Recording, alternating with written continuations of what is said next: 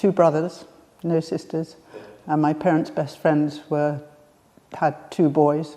So my childhood was a girl amongst 4 boys, and I was the kind of next to youngest. So it was just a constant attempt to keep up, you know. Wow. and the family were very sporty. My mum was very sporty. She played tennis and swam, and we all swam, and yeah. Yes, hockey was my big game, yeah. I started when I was 7, just because my neighbours, who were girls who were older than me, they played. So we used to play on the recreation ground behind the house. So I learnt to whack a ball quite early on. So I sprinted when I was young, not particularly well, you know, but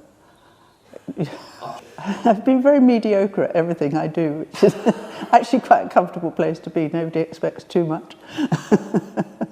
I've done a few marathons, yes. Well, the highlight, yes, that was Almaty. I was working in Kazakhstan, and I joined the local running club, one of the only 2 women members.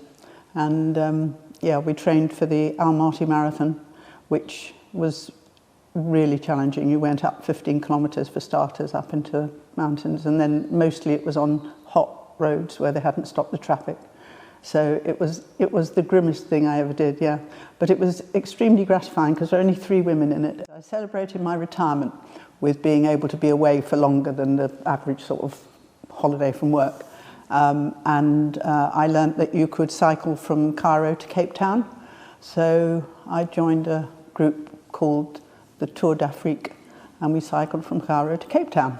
Nearly 8,000 miles, and it took 4 months, just about. And it was, yes, it was terrific. And we followed that up in 2015. I did Anchorage to, in Alaska to Mexico City, which was sort of down the west side of America, and down the Baja California and through Mexico to Mexico City. Yes, not quite as far. I think that was about 7,000. I guess when the children were small, it was quite difficult. But I started running, and in fact, going out for a run was a really nice way of just having a break in your own head, you know, when family life was very, very hectic. So there was a motivation there as well as the fitness. It was just, let's have a break and time out. So yeah, so that sort of became the thing that I did as my sort of fitness. When my knee started playing up, that was a bit daunting, really. I'd been very lucky, I'd never really had any major sort of fitness challenges. And I was really worried that when I had the replacement, that it would limit what I could do. So I took it really seriously, and I did, you know, I read a lot about it, and all the news was that the stronger the thing was before you had the operation, the better the recovery. So I did put a lot of effort into that. So that's how I ended up coming to you for your morning session, and never regretting it, Nick. Completely. I did VSO in 2000. That was how I came to be in Kazakhstan, running the Almaty Marathon. VSO? Voluntary service overseas, yeah. And that sort of started me. The work I did there then became a sort of basis for other international volunteering, and now I'm very blessed because, you know, I'm long retired, but I think, you know, retirement isn't a stopping point. It should be a time when you have more choice in what you do and can fit it around your life more comfortably.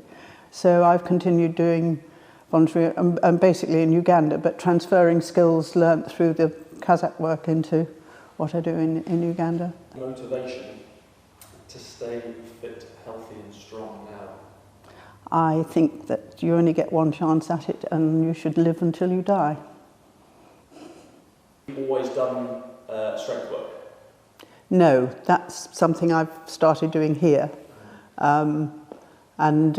Yeah, hugely beneficial. You know, it has made a significant difference.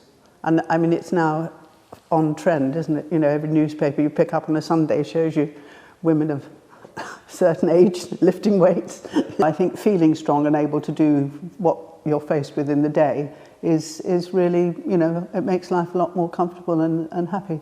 And I love the humour that happens here, you know, it's great. And I think one of the really helpful things that I have in my life is that I mix with different generations.